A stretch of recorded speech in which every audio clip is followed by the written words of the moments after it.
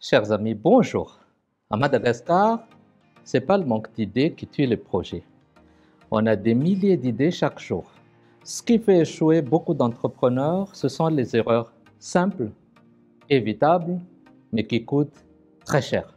Aujourd'hui, je vais partager avec vous les 5 erreurs fatales que je vois souvent auprès des entrepreneurs malgaches et surtout comment les éviter.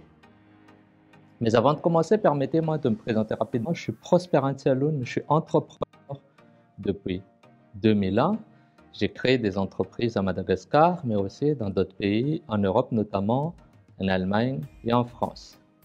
La moitié du temps, j'accompagne les entrepreneurs et les investisseurs pour leur installation en Afrique francophone, Madagascar et d'autres pays. Sinon, j'appuie aussi les entrepreneurs dans l'amélioration de la performance de leur entreprise à travers du business coaching, du mentorat et de la formation. Pour revenir à notre sujet, commençons par l'erreur habituelle, c'est le mélange entre mon argent personnel et l'argent du business. Déjà, à Madagascar, je n'ai pas des chiffres précis, mais il y a beaucoup plus d'entreprises individuelles que des sociétés. C'est quoi la différence? La différence, c'est qu'une entreprise individuelle, c'est comme le Selbstständig, comme on dit en Allemagne, ou l'auto-entrepreneur, généralement, comme on dit en France. En fait, c'est l'entrepreneur qui est à la fois la personne physique et la personne morale. Il n'y a pas de séparation de responsabilité. C'est dangereux parce que quand il y a des implications, disons, commerciaux de l'entreprise, le bien de la personne physique peut être saisi. C'est pour ça que de manière générale, j'encourage les gens à mettre en place au moins une SARL ou SARLU, donc Société à responsabilité limitée, ou de préférence, s'il y a des fonds qui rentrent et qui sortent de manière générale, une SAS ou une SA tout simplement. Donc, beaucoup d'entrepreneurs travaillent dans un seul compte, sans compte séparé. Donc, c'est à la fois le compte de l'entreprise pour payer les charges de l'entreprise, pour recevoir les recettes, mais en même temps, c'est le compte personnel de la famille aussi. Donc, quand on va au marché, quand on va en vacances, quand on veut se faire plaisir, on puise dans ce compte. Moi, ce que je vous encourage, c'est de séparer. Voici mon compte personnel où je perçois mes salaires par rapport à mon travail pour mon entreprise, et voici le compte de l'entreprise qui est strictement utilisé pour les recettes et les dépenses de l'entreprise. Le piège quand on mélange les deux, c'est qu'on n'arrive pas à bien séparer les choses, et il y a une technique que je vous montre.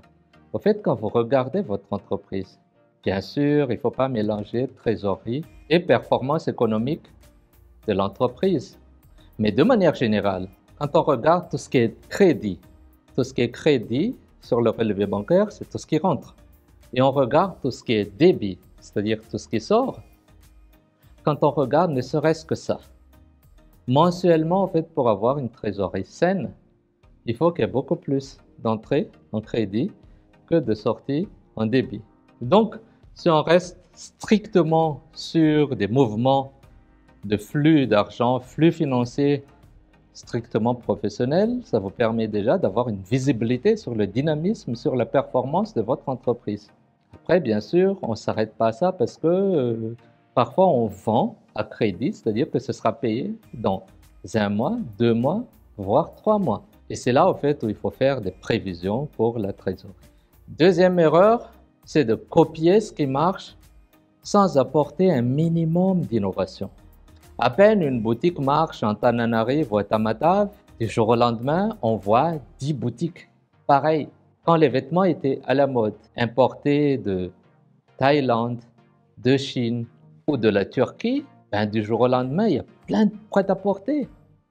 Aujourd'hui, c'est encore pire. Il y a des gens qui ont commencé à vendre des produits Shine sur Facebook, parce qu'à Madagascar, en fait, tout ce qui est vente en ligne se limite à 99% à Facebook. On commande, on livre et c'est au moment de la livraison que les gens payent.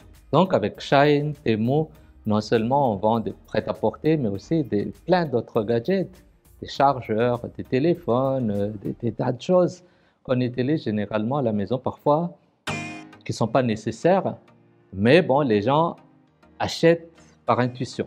Ils les voient ou ils voient chez leurs voisins, ils ont l'envie de le faire et ils dépensent.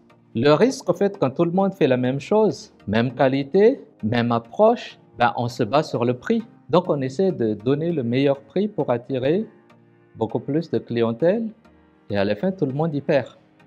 On gratte, on gratte, on gratte et à la fin, il n'y a plus de marge. La solution peut être dans l'innovation. Innover ne veut pas dire qu'on va créer Facebook. Innover, ça peut aussi être un service client différent, un packaging propre avec votre nom ou une spécialisation, service après-vente, etc. Troisième erreur, c'est de négliger la gestion. Pas de comptabilité, pas de suivi. Certains disent même, écoute, je ne suis pas comptable, je suis un entrepreneur. Erreur fatale. Si vous ne suivez pas ce qui rentre et ce qui sort, le minimum, c'est que vous êtes aveugle. Et si les choses ne s'améliorent pas, vous allez vous rendre compte quand les choses seront déjà terminées. Aucune action de récupération possible. Moi, je propose toujours des solutions très simples. Papier ou cahier, un stylo. Qu'est-ce qui rentre? Qu'est-ce qui sort? Comment je tiens les ventes? Comment les choses évoluent? La prospection. Fixer des objectifs. Commencez petit, par exemple, si vous vendez des services. Si vous faites une prospection de 5 clients par semaine, c'est déjà beaucoup parce que parfois dans les services, un seul contrat peut nous faire vivre pendant 3 mois. Si vous vendez autre chose, bien sûr, c'est par rapport au nombre de clientèle qu'il faut qu'on fixe les objectifs. Il faut juste être conscient que si on appelle 100 clients et qu'on arrive à avoir 10, c'est-à-dire 10%, c'est déjà un très bon taux de retour. Quand vous regardez les entrées et les sorties, il faut aussi s'assurer d'être conscient de tout ce qui est créances et dettes. Créances, ce sont de l'argent qui sont encore chez les clients, qui vont encore rentrer. Les dettes, c'est ce qu'on doit encore aux fournisseurs, au fisc, remboursement bancaire, en fait, des choses qu'on doit encore payer. Tant que la créance est plus élevée que les dettes, tout va bien. Si c'est l'inverse, il faut commencer à trouver des solutions pour remonter la pente. Erreur numéro 4, c'est de travailler seul, sans réseau. Un entrepreneur sans réseau, c'est comme un téléphone ou un smartphone sans réseau. C'est inutilisable. Je sais, beaucoup veulent tout faire seul. Ils disent oui, quand je le fais, en fait, je me sens bien. Je le fais bien comme je veux. Je suis méticuleux. Mon défaut, c'est que je suis perfectionniste. Cher ami, si tu n'as pas de réseau, ça va être très compliqué. Trouver de la clientèle, il faut déjà un réseau. Trouver le bon fournisseur, il faut déjà un réseau. Trouver un bon partenaire, il faut un réseau. Pouvoir aller vers une banque pour avoir un prêt, il faut aussi l'appui d'un réseau. Le réseau, c'est nécessaire, ça facilite la vie. Bien sûr, il faut donner en retour. Donner, ce n'est pas de la corruption. Tiens, vous m'avez donné ça, allez, je vais vous ramener quelque chose, c'est pas ça. Mais rendre service aux gens. Et rendre service, c'est comme planter des graines, semer des graines. Demain après demain, ça va devenir une jeune pousse et ça va vous donner des graines en retour plus tard. Donc la solution que je propose, c'est intégrer des groupements, des associations, participer à des événements. Et les événements de la JCI, Junior Chamber International, la Semaine mondiale de l'entrepreneuriat du Global Entrepreneurship Network, la FIM, les multiples événements de la CCIFM, etc. Il y en a plein. Surtout si vous êtes en Tananarive. Je suis désolé pour les gens qui sont en province. Parfois, il n'y en a pas assez. Mais bon, c'est à vous aussi de vous organiser dans un groupement, en vous associant avec les autres pour créer en fait des événements propres à vous. Un bon réseau vaut la plupart du temps bien plus qu'un financement. Quand j'ai commencé avec le riz en 2001, mon dépailleur, les matériels et tout ça, ça a coûté à peu près 10 000 euros. J'ai eu 0 financement. Avec le réseau, j'ai eu tous les matériels sans avancer un seul centime. C'est la confiance. L'ami de mon ami devient mon ami. Il m'intègre, il me présente à la personne qu'il faut, on discute, les gens feuillettent mon business plan et ça a marché.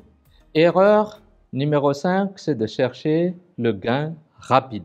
Je sais, beaucoup d'entrepreneurs veulent s'enrichir en 6 mois. Il faut laisser ça aux businessmen. Des choses one shot. Ah, il y a un besoin de ça, moi j'ai une possibilité de l'avoir, je peux faire une marge assez confortable, je le fais. Ça arrive pendant des moments d'exception, comme pendant le Covid. Il y a des gens qui ont pu vendre leurs produits très chers parce qu'il y avait un gros besoin. Là, dès que le Covid est terminé, c'est terminé, il n'y a plus de business. Donc ces gens, généralement, ils viennent, ils investissent sans plan et dès que ça ne fonctionne plus, ils abandonnent. C'est un choix.